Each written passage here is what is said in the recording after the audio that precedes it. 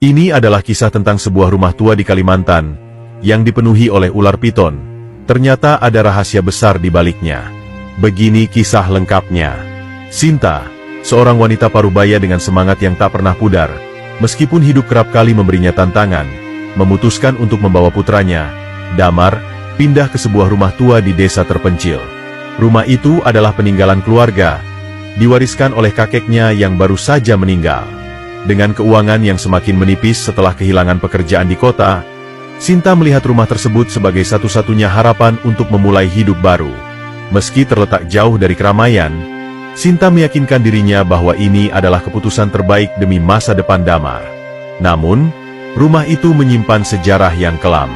Terkenal di desa sebagai tempat angker, rumah itu telah ditinggalkan selama puluhan tahun dan hanya dihuni oleh bayangan masa lalu yang tak terungkap. Beberapa penduduk desa menghindari rumah itu, menyebutnya sebagai rumah ular, karena kisah-kisah menyeramkan yang mengiringinya. Meski begitu, Sinta memilih untuk mengabaikan desas-desus tersebut. Baginya, rumah itu bukan sekadar bangunan tua, melainkan satu-satunya cara untuk memberi tempat berlindung yang layak bagi dirinya dan putranya.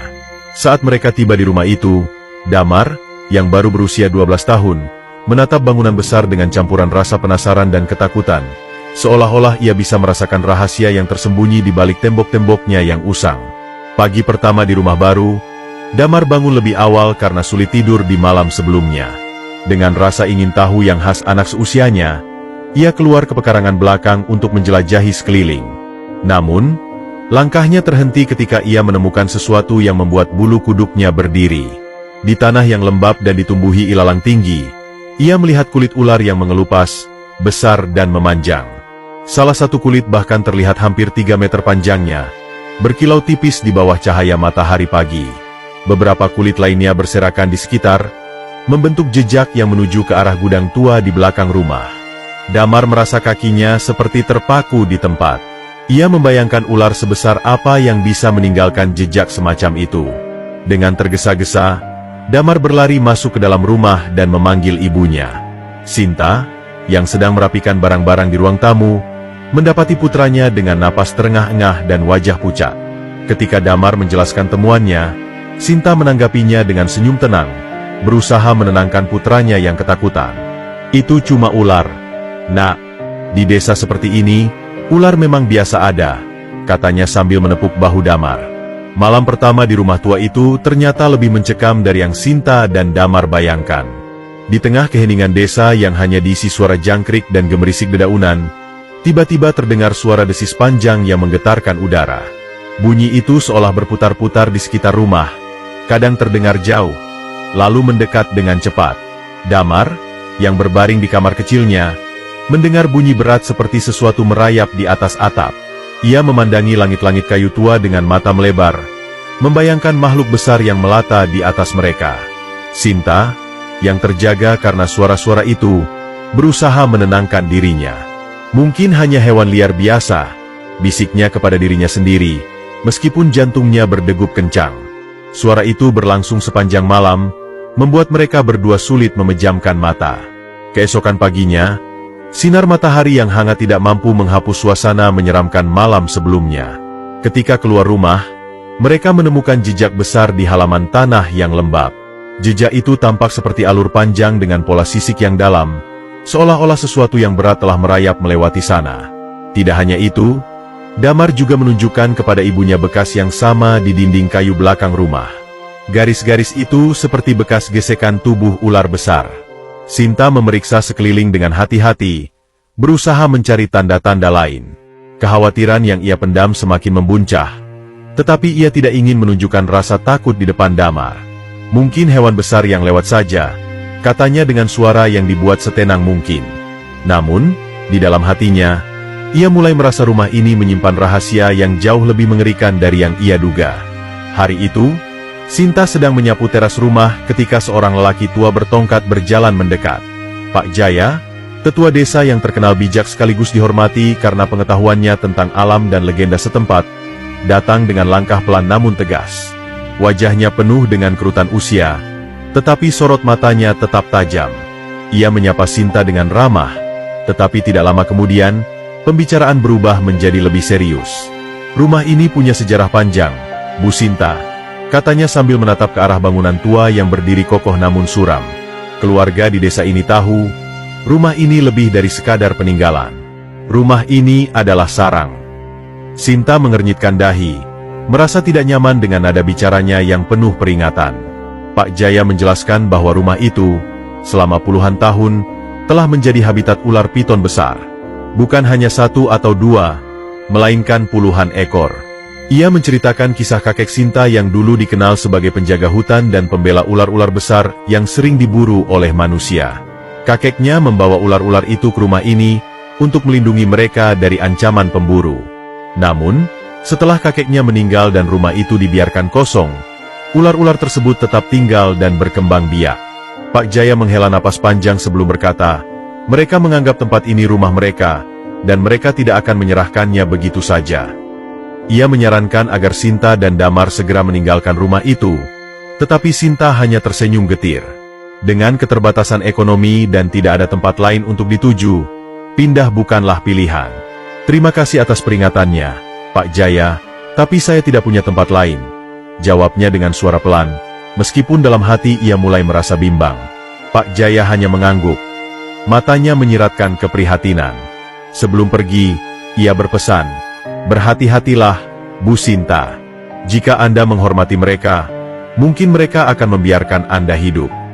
Kata-katanya menggema dalam benak Sinta sepanjang hari itu, meninggalkan rasa cemas yang tak terelakkan. Malam kedua di rumah tua itu membawa kengerian baru bagi Sinta dan Damar. Setelah lelah membersihkan rumah dan membereskan barang-barang, mereka berharap bisa tidur lebih nyenyak dari malam sebelumnya. Namun, saat matahari terbenam dan malam mulai merayap masuk, suara-suara mencekam kembali terdengar. Kali ini, bukan hanya desis panjang, tetapi bunyi berat seperti sesuatu yang besar dan berlendir bergerak di atas lantai kayu dan plafon rumah. Damar, yang sedang membaca buku di kamarnya, tiba-tiba berhenti ketika mendengar bunyi berderak dari arah dinding. Dengan jantung berdegup kencang, ia melihat sesuatu melata di celah sempit antara dinding dan lantai. Seekor ular besar muncul dengan sisik mengkilap yang terlihat jelas di bawah cahaya lampu redup. Damar menjerit, memanggil ibunya, dan lari ke kamar Sinta. Sinta, yang juga mendengar bunyi serupa dari arah dapur, segera mengunci pintu kamar dan memeluk Damar yang gemetar ketakutan. Suara desis menjadi semakin keras, dan mereka mendengar bunyi tubuh ular-ular besar yang menggesek lantai kayu serta plafon. Beberapa ular bahkan berhasil masuk melalui celah kecil di dinding, melata dengan santai seolah-olah mereka pemilik rumah itu. Damar memandang ibunya dengan wajah pucat, hampir menangis. Sementara Sinta berusaha tetap tenang meskipun keringat dingin mengalir di pelipisnya. Mereka hanya bisa berdiam diri di kamar, mendengar bunyi berat ular-ular itu menguasai seluruh rumah. Malam terasa sangat panjang, dan tidak ada yang bisa mereka lakukan selain berdoa agar ular-ular itu tidak menyerang mereka. Ketika fajar akhirnya menyingsing, suara itu mulai mereda, seolah-olah ular-ular tersebut perlahan menghilang kembali ke tempat persembunyian mereka. Namun, Sinta dan Damar tetap tidak berani keluar dari kamar hingga matahari sepenuhnya naik. Ketika mereka akhirnya membuka pintu, mereka melihat bekas lilitan di lantai kayu, benda-benda kecil yang terjatuh, dan bahkan kulit ular yang baru terkelupas di salah satu sudut ruangan. Serangan malam itu meninggalkan trauma mendalam bagi Damar, sementara Sinta tahu bahwa mereka tidak lagi bisa mengabaikan keberadaan ular-ular itu. Ular-ular tersebut tidak hanya mengganggu, mereka seakan memberi peringatan bahwa rumah itu adalah wilayah mereka. Pagi itu, dengan wajah lesu dan tubuh yang masih gemetar setelah malam penuh teror, Sinta memutuskan untuk mencari bantuan dari warga desa. Ia berjalan menyusuri jalan setapak menuju rumah-rumah tetangga, berharap menemukan seseorang yang bersedia membantunya mengusir ular-ular yang telah menguasai rumahnya. Namun, setiap kali ia mengetuk pintu dan menjelaskan situasinya, respons yang ia terima selalu sama, wajah ketakutan dan penolakan halus. "Maaf, Bu Sinta," kata salah seorang tetua desa sambil menggelengkan kepala. "Kami tidak bisa ikut campur. Rumah itu bukan tempat biasa. Ada hal-hal yang tidak seharusnya dilawan." Sinta bingung dan frustrasi mendengar penolakan tersebut. Saat ia mendesak lebih jauh, beberapa warga mulai menceritakan kisah-kisah tentang rumah itu. Mereka percaya rumah tua tersebut bukan hanya dihuni oleh ular-ular biasa, tetapi oleh makhluk yang dianggap sebagai jelmaan roh penjaga. Menurut legenda, Ular-ular itu dulunya dijadikan peliharaan oleh leluhur desa untuk melindungi wilayah tersebut dari bencana. Ketika rumah itu kosong selama bertahun-tahun, ular-ular tersebut semakin mendalam ikatannya dengan rumah itu, menjadikannya sebagai sarang yang suci. Mengganggu mereka sama saja dengan membangkitkan kutukan, bisik seorang wanita tua dengan nada penuh keyakinan. Sinta merasa marah sekaligus putus asa. Bagaimana mungkin mereka menganggap makhluk-makhluk itu sebagai penjaga ketika mereka telah menjadi ancaman nyata bagi dirinya dan Damar? Namun, ia juga tahu bahwa melawan kepercayaan desa tidak akan membawa solusi. Ia kembali ke rumah dengan hati yang berat, membawa kabar buruk kepada Damar yang masih ketakutan setelah kejadian malam sebelumnya. Di dalam pikirannya, Sinta mulai bertanya-tanya, jika warga desa tidak mau membantu, dan ia tidak bisa meninggalkan rumah itu, apa yang bisa ia lakukan? Sementara itu, perasaan takut bercampur dengan firasat bahwa ular-ular itu, entah bagaimana, menyadari bahwa mereka sedang mencoba mencari cara untuk melawan keberadaan mereka. Malam itu, setelah hari yang penuh ketegangan, Damar akhirnya tertidur di kamar ibunya. Namun tidurnya tidak nyenyak. Ia merasa seolah-olah melayang di antara kenyataan dan dunia mimpi. Dalam tidurnya, ia menemukan dirinya berada di sebuah tempat yang aneh namun familiar. Sebuah ruangan besar yang terasa seperti bagian dari rumah tua mereka, tetapi dengan dinding yang diselimuti sisik ular besar. Di sekelilingnya, puluhan ular piton melata dengan tenang. Tubuh mereka yang besar menggeliat pelan di lantai. Meskipun suasana itu terasa mencekam, Damar tidak merasa diserang. Sebaliknya, ia merasakan semacam ketenangan aneh yang membalut tempat itu. Di tengah kawanan ular itu, berdiri seorang lelaki tua dengan wajah yang lembut namun penuh wibawa. Damar mengenali lelaki itu dari foto-foto lama yang pernah dilihatnya. Itu adalah kakeknya. Lelaki tua itu tersenyum hangat kepadanya, tetapi ada kesedihan di matanya. Rumah ini adalah milik mereka, Damar, kata sang kakek dengan suara yang tenang namun penuh makna. Aku membangun tempat ini untuk mereka, untuk memberi mereka perlindungan. Jangan lawan mereka, tapi pahami. Kata-kata itu menggema di dalam ruangan, seolah-olah dinding dan ular-ular di sekitarnya ikut menyuarakan pesan tersebut. Damar ingin bertanya lebih banyak. Mengapa ular-ular itu begitu agresif? Apa yang harus ia lakukan? Namun sebelum ia sempat berbicara, sosok kakeknya perlahan memudar, dan ia merasa ditarik kembali ke dunia nyata. Ketika terbangun, napasnya terengah-engah, dan keringat dingin membasahi dahinya. Ia memandangi ibunya yang masih tertidur di sebelahnya, lalu memikirkan mimpi itu dengan cemas. Kata-kata kakeknya terus terngiang di benaknya. Apa maksud dari memahami ular-ular itu? Apakah ini adalah petunjuk untuk menyelesaikan masalah mereka? Ataukah hanya permainan pikirannya yang lelah? Mimpi itu membuatnya merasa bahwa hubungan antara rumah tua mereka dan ular-ular itu jauh lebih dalam daripada sekadar ancaman. Kini, ia tahu ada sesuatu yang harus ia pelajari. Tetapi bagaimana caranya? Rasa penasaran Damar semakin memuncak setelah mimpi aneh tentang kakeknya. Di pagi hari, saat ibunya sibuk di dapur, ia memutuskan untuk menjelajahi bagian-bagian rumah yang belum pernah mereka lihat sebelumnya. Saat berjalan di sekitar pekarangan belakang, langkahnya terhenti di depan sebuah gudang kecil yang terlihat usang dan hampir tertutup oleh semak belukar. Pintu gudang itu terkunci, tetapi setelah berusaha keras menariknya, ia menemukan celah kecil yang cukup untuk dirinya masuk. Gudang itu tampak biasa saja, dengan peralatan tua dan barang-barang berdebu yang tersimpan. Namun, sesuatu menarik perhatiannya. Lantai kayu di salah satu sudut terlihat retak dan terangkat sedikit. Dengan hati-hati, Damar memeriksa lebih dekat dan menemukan bahwa lantai itu adalah penutup sebuah pintu jebakan yang tersembunyi. Rasa penasaran mengalahkan rasa takutnya. Setelah membuka pintu jebakan, ia melihat sebuah tangga kayu yang mengarah ke bawah tanah. Dengan langkah pelan dan hati-hati, ia turun ke ruangan gelap itu. Begitu sampai di dasar, ia tercengang. Ruang bawah tanah itu ternyata luas, dengan dinding-dinding batu yang dipenuhi kelembapan. Namun yang paling mengejutkan adalah pemandangan di depannya. Puluhan ular piton besar melingkar dan bersarang di sana. Beberapa di antaranya beristirahat dengan tubuh yang besar dan berat melilit satu sama lain. Sementara di sudut ruangan, ia melihat sarang besar berisi telur-telur ular yang berkilauan di bawah cahaya redup yang masuk dari celah lantai atas. Aroma khas reptil memenuhi udara, membuat napasnya terasa berat. Damar berdiri membeku, Tidak tahu harus melakukan apa. Ia tidak berani bergerak terlalu banyak, takut mengganggu ular-ular tersebut. Beberapa ular tampak menyadari keberadaannya, tetapi mereka hanya memandanginya dengan mata yang tajam tanpa menunjukkan tanda-tanda agresi. Dalam diam, Damar mulai memahami arti mimpi kakeknya. Ruang bawah tanah ini adalah inti dari keberadaan ular-ular tersebut, tempat yang telah menjadi rumah mereka selama bertahun-tahun. Dengan perasaan campur aduk antara takut, kagum, dan sedih, Damar perlahan mundur naik ke atas tangga. Ia menutup pintu gudang bawah tanah dengan hati-hati, memastikan tidak ada yang berubah. Ia tahu apa yang ia lihat bukan sekadar sarang ular, tetapi simbol ikatan yang dalam antara ular-ular itu dan rumah tua mereka. Kini, ia harus mencari cara untuk menjaga kedamaian tanpa memicu konflik dengan makhluk-makhluk itu. Malam itu, saat duduk di ruang tamu dengan Damar setelah mendengar cerita tentang ruang bawah tanah, Sinta terdiam lama. Kenangan masa kecilnya yang selama ini terpendam mulai muncul ke permukaan.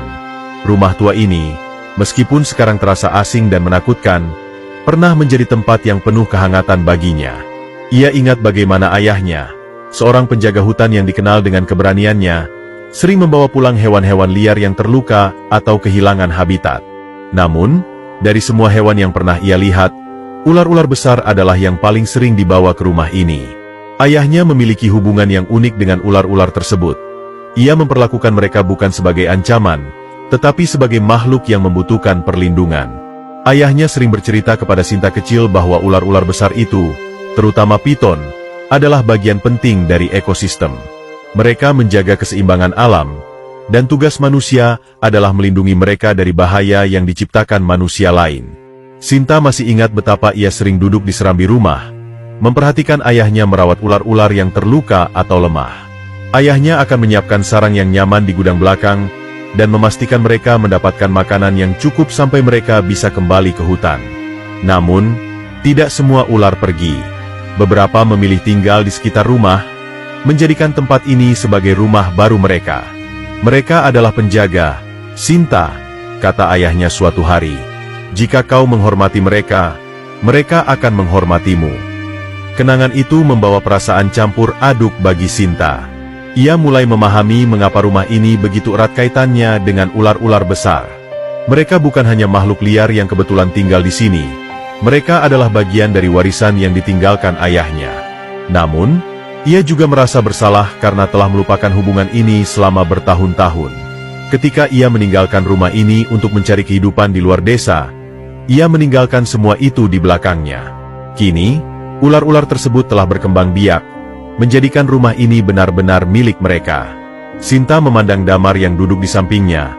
Matanya penuh rasa ingin tahu dan sedikit takut. Dengan suara lembut, Sinta berkata, "Kakekmu dulu mencintai rumah ini dan makhluk-makhluk yang tinggal di sini. Mungkin, ini adalah tugas kita untuk menjaga apa yang ia tinggalkan." Namun, dalam hatinya, ia bertanya-tanya, apakah mungkin untuk berdamai dengan makhluk-makhluk yang kini begitu banyak dan besar, sementara ia sendiri masih merasa gentar di hadapan mereka? Hari-hari berikutnya di rumah tua itu menjadi semakin mencekam. Ular-ular yang sebelumnya hanya terlihat melata di sekitar rumah, mulai menunjukkan perilaku yang lebih agresif. Pada suatu pagi, Damar melihat seekor ular piton besar merayap di pekarangan, membawa seekor ayam dalam lilitannya. Awalnya, Sinta mencoba mengabaikan kejadian itu, berpikir bahwa ular-ular tersebut hanya mencari makan seperti biasa. Namun, berita tentang ular yang menyerang ternak warga dengan cepat menyebar ke seluruh desa.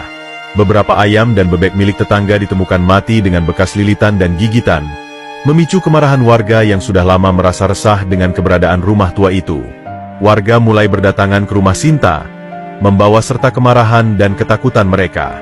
Beberapa dari mereka mendesak Sinta untuk segera pergi dari rumah itu, sementara yang lain bahkan mengancam akan mengambil tindakan sendiri untuk mengusir ular-ular tersebut. "Kami tidak bisa terus membiarkan mereka mengancam kami, Bu Sinta," kata seorang lelaki dengan nada tegas. Rumah itu sudah lama dikenal membawa kutukan, dan ular-ular itu bukan lagi sekadar hewan. Mereka menjadi bahaya nyata. Sinta mencoba menjelaskan bahwa ia tidak mampu meninggalkan rumah karena keterbatasan ekonomi, tetapi alasan itu tidak cukup untuk meredakan ketegangan. Suasana semakin memanas ketika beberapa warga mulai bersikeras bahwa rumah itu harus dibakar untuk mengusir ular-ular tersebut. Sinta merasa terjebak di antara dua dunia. Kewajibannya sebagai penghuni rumah tua itu dan rasa tanggung jawabnya untuk menjaga keselamatan Damar serta hubungan baik dengan warga desa.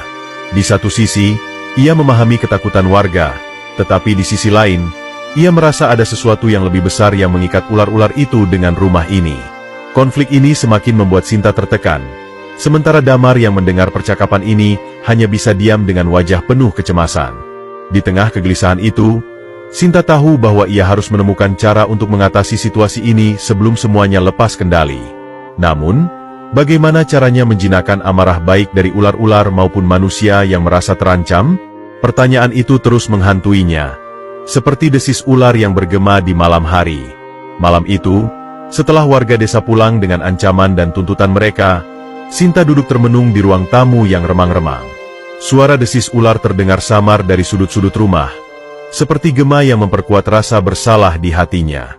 Ia memandangi dinding-dinding kayu rumah tua itu, mengingat masa kecilnya ketika ayahnya merawat ular-ular besar di tempat ini. Rumah ini dulu adalah tempat perlindungan, bukan hanya bagi keluarganya, tetapi juga bagi makhluk-makhluk yang tidak punya tempat lain untuk pergi. Sekarang, ia merasa telah mengkhianati warisan ayahnya. Ketika ia meninggalkan desa untuk menjalani hidupnya sendiri, ia juga meninggalkan tanggung jawab untuk menjaga keseimbangan antara manusia dan alam yang diwariskan oleh ayahnya. Sinta menyadari bahwa rumah itu bukan sekadar bangunan tua. Bagi ular-ular besar yang tinggal di sana, rumah itu adalah sarang yang telah melindungi mereka selama bertahun-tahun. Ular-ular itu kehilangan habitat alaminya karena hutan di sekitar desa yang semakin menyusut akibat penebangan liar. Rumah ini menjadi satu-satunya tempat mereka bisa bertahan hidup. Sinta mulai melihat ular-ular itu bukan sebagai ancaman, tetapi sebagai makhluk yang berjuang untuk bertahan, sama seperti dirinya dan Damar. Mereka tidak agresif karena jahat, mereka merasa terancam, sama seperti warga desa yang ketakutan. Perasaan itu menohok hatinya, membuat ia merenungi apa yang harus ia lakukan untuk menebus kesalahannya. Sinta merasa terjebak dalam dilema yang rumit. Di satu sisi, ia ingin melindungi Damar dan memastikan keselamatan mereka. Di sisi lain, ia merasa berkewajiban untuk menjaga rumah ini dan melindungi ular-ular yang menganggap tempat ini sebagai habitat terakhir mereka. Ia berpikir keras, mencoba mencari cara untuk menciptakan keseimbangan di tengah situasi yang penuh konflik. Dalam hatinya, ia berbisik, meminta maaf kepada ular-ular itu atas keegoisannya di masa lalu. Ia bertekad untuk tidak mengulangi kesalahan yang sama. Namun, ia tahu bahwa keputusan ini tidak mudah, karena ia harus menghadapi ketakutan warga, sifat alami ular, dan keterbatasan dirinya sendiri.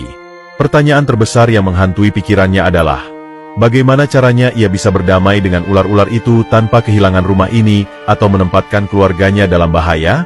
Pada suatu malam, setelah mendengar ibunya termenung dan mengeluh tentang tekanan dari warga desa, Damar memberanikan diri untuk berbicara. Dengan suara lembut, ia berkata, "Bu, mungkin kita bisa berdamai dengan ular-ular itu. Mereka tinggal di sini karena mereka tidak punya tempat lain. Sama seperti kita." Sinta memandang putranya dengan tatapan heran, tetapi juga terharu. Ia tidak menyangka Damar bisa berpikir sejauh itu. "Tapi mereka berbahaya, Nak," jawab Sinta pelan, mencoba melindungi Damar dari kenyataan bahwa ular-ular itu bisa membahayakan nyawa mereka. Namun, Damar tidak menyerah. "Kakek pernah bilang dalam mimpi, kita tidak harus melawan mereka. Kita harus memahami mereka. Rumah ini juga rumah mereka." Kata-kata Damar menggugah hati Sinta. Ia tahu putranya mungkin belum sepenuhnya mengerti bahaya yang mereka hadapi, tetapi ketulusan dalam pandangan dan suara Damar membuatnya mempertimbangkan sesuatu yang tidak pernah ia pikirkan sebelumnya. Apa jadinya jika mereka berhenti menganggap ular-ular itu sebagai musuh dan mulai melihat mereka sebagai bagian dari rumah ini? Meskipun ide itu terdengar nekat, Sinta tidak bisa mengabaikan dorongan kuat yang ia rasakan dari dalam dirinya sendiri. Ia menyadari bahwa keputusan ini tidak hanya soal keberanian, tetapi juga soal menyelamatkan rumah ini dari kehancuran total, baik oleh ular-ular maupun oleh warga desa. Dengan hati yang berat tetapi penuh tekad, Sinta mulai memikirkan cara untuk menjembatani dunia mereka dan dunia ular-ular itu. Sementara itu, Damar merasa lega, seolah-olah ia telah mengambil langkah pertama untuk menghormati pesan kakeknya. Dengan keputusan yang semakin mantap, Sinta akhirnya meminta bantuan Pak Jaya, Tetua desa yang dikenal memiliki pengetahuan mendalam tentang adat, alam, dan hubungan antara manusia dengan makhluk lain.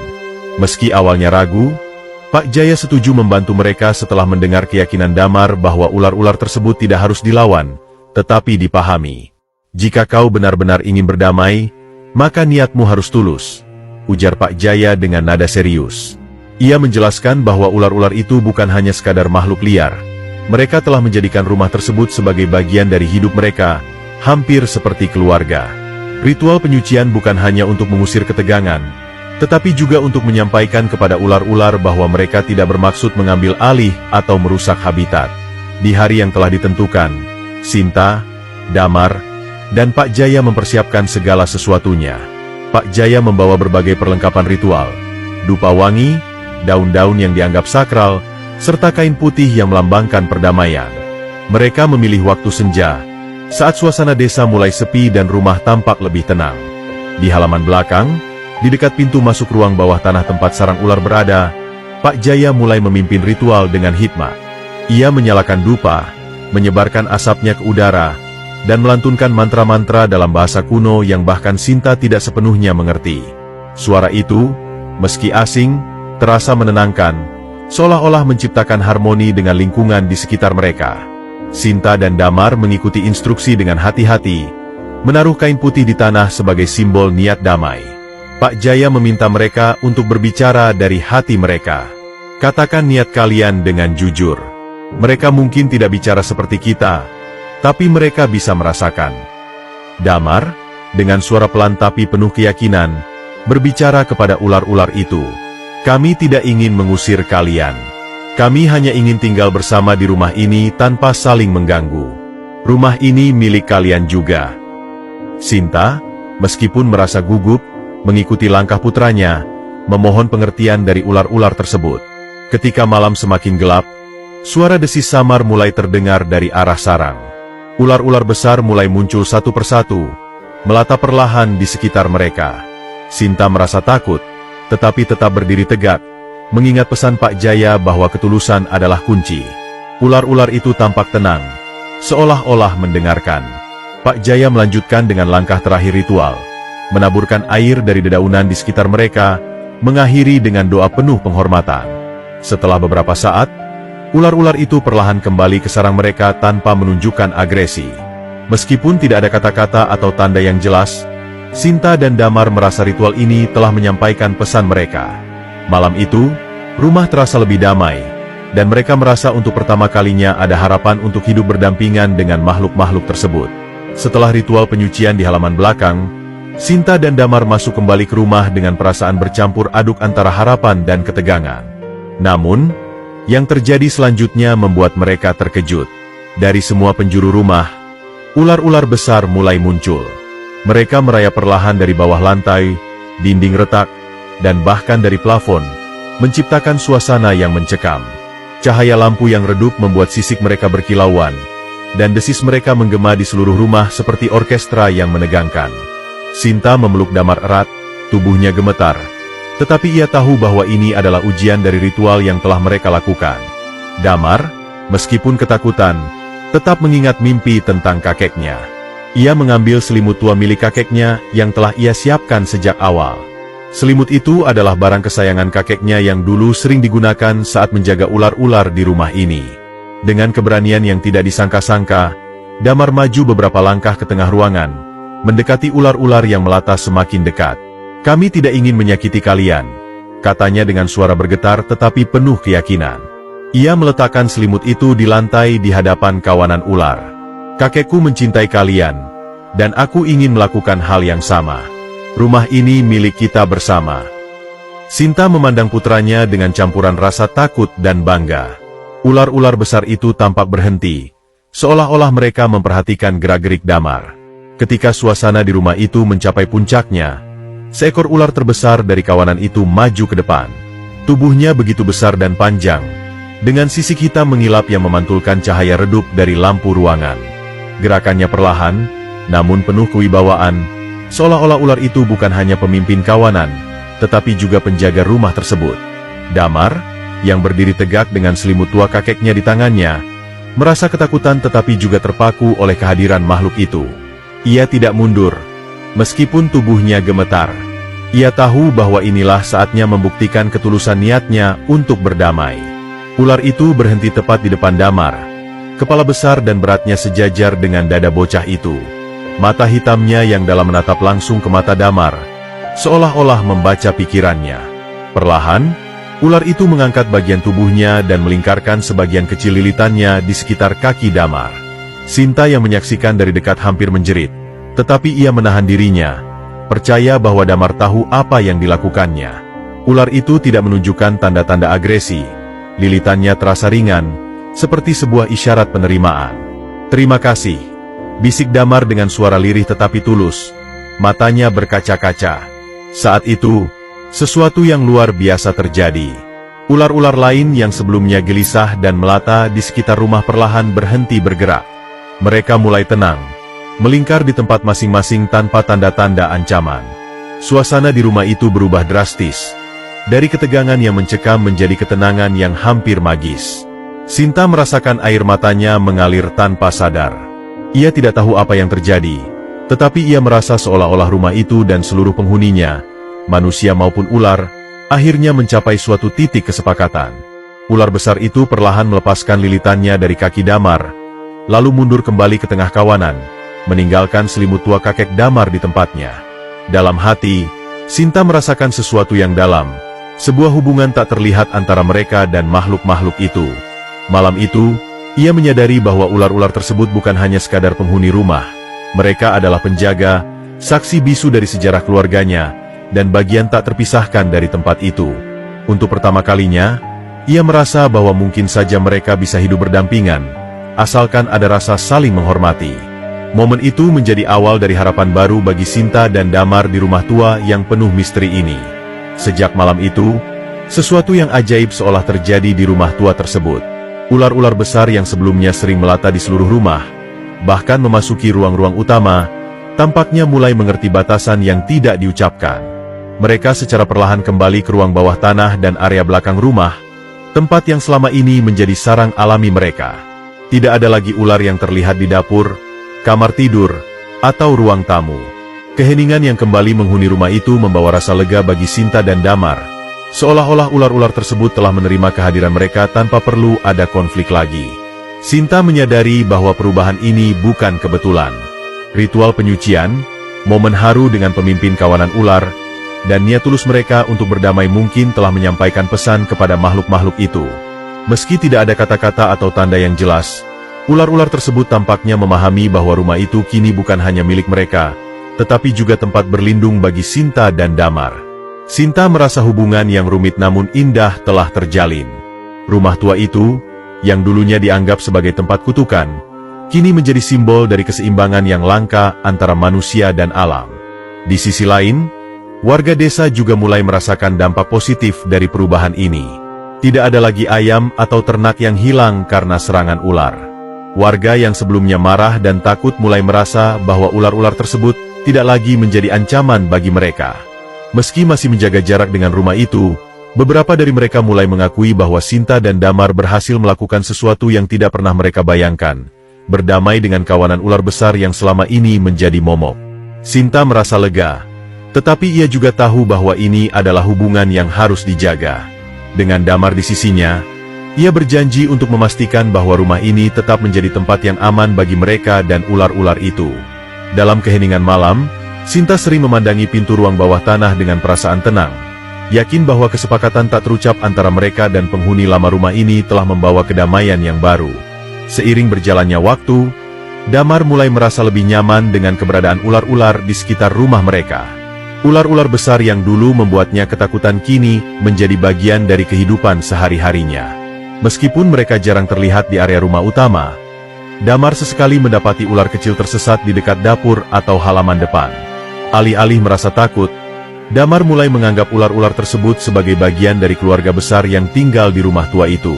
Ia bahkan memberi nama pada beberapa ular yang sering ia temui, seperti hitam untuk ular kecil dengan warna gelap mengilap atau belang untuk ular dengan pola sisik unik.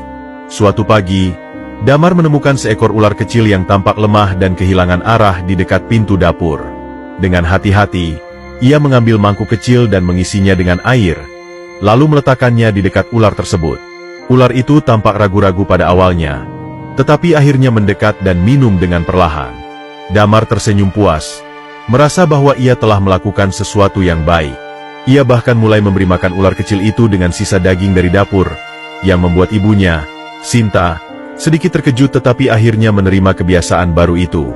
Selama mereka tidak masuk ke kamar kita, tidak apa-apa, kata Sinta sambil tersenyum tipis, menyadari bahwa Damar telah belajar untuk hidup berdampingan dengan makhluk-makhluk itu. Pada suatu malam, setelah hari yang tenang dan damai, Damar tidur lebih nyenyak dari sebelumnya. Dalam tidurnya, ia kembali bermimpi tentang kakeknya. Kali ini, lelaki tua itu tidak berdiri di tengah kawanan ular seperti dalam mimpi sebelumnya. Ia berada di sebuah ruangan yang terang dan hangat, duduk di kursi kayu usang yang Damar kenal sebagai bagian dari rumah tua mereka. Kakeknya tersenyum lembut, dengan tatapan penuh rasa bangga. "Kau menjaga mereka dengan baik, seperti aku dulu," katanya, suaranya tenang namun penuh makna. "Rumah ini bukan hanya tempat tinggal. Ini adalah rumah bagi kita semua, manusia maupun makhluk lainnya." Damar merasa air matanya mengalir dalam mimpi itu, tetapi bukan karena sedih, melainkan karena haru. Ia ingin berbicara lebih banyak dengan kakeknya, ingin menceritakan bagaimana mereka telah berdamai dengan ular-ular besar itu, bagaimana rumah tua itu kini dipenuhi kehangatan. Namun, sebelum ia sempat berbicara, kakeknya berdiri, menepuk bahunya dengan lembut, lalu perlahan memudar seperti bayangan. Kata-kata terakhirnya, "Teruslah menjaga mereka, nak," menggema di kepala Damar bahkan setelah ia terbangun. Ketika membuka matanya, Damar merasakan perasaan hangat yang sulit ia jelaskan.